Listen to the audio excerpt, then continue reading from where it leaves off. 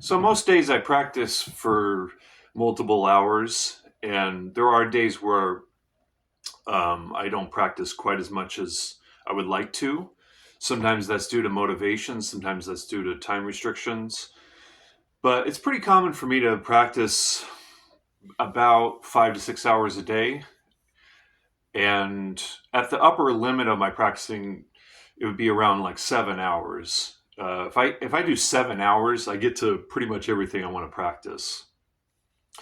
So days that I don't practice much or much for myself, the lowest I go is about 2 hours. And it can be difficult for some people to even get to 2 hours of practice a day.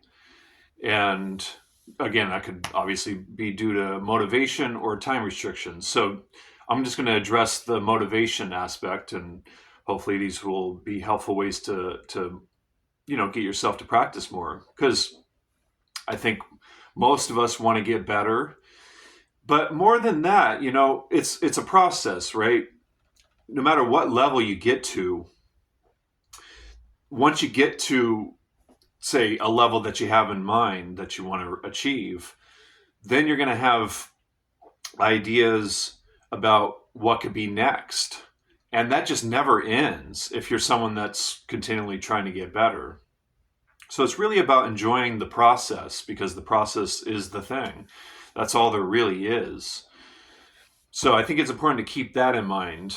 And yeah, that's really important, to enjoy the process. So what can help to enjoy the process is the words we use to frame what we're doing. And in my private lessons, my students know that I'm quite a stickler when it comes to the words we use to describe what we're doing, and in particular, the words that we use to describe the musical elements, like what we call certain scales, certain chords, that kind of stuff, which maybe I'll get into that in future lessons. But this idea that it takes a lot of work to become a great musician, that might hold back some people. I mean, it would probably hold me back if I framed what I did as a musician, as a practitioner, as work or even practice. That word can hold people back. So instead of using the word work,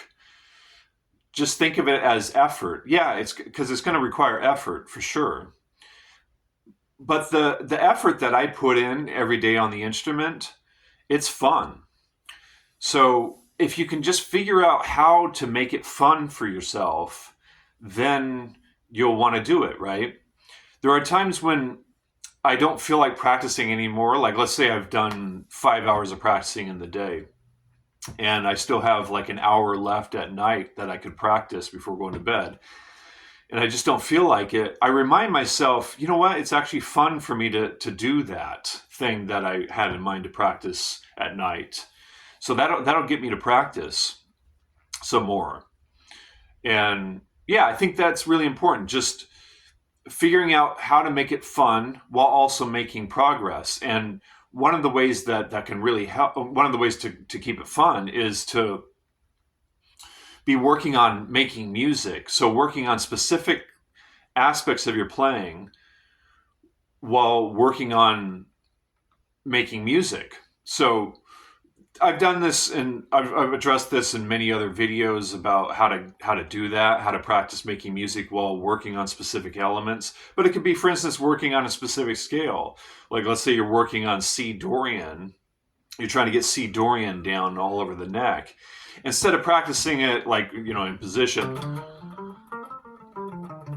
in just a position here, you practice it, so let's say you have this whole position for C Dorian. Instead of just running it up and down and running it down with a measure or whatever, try to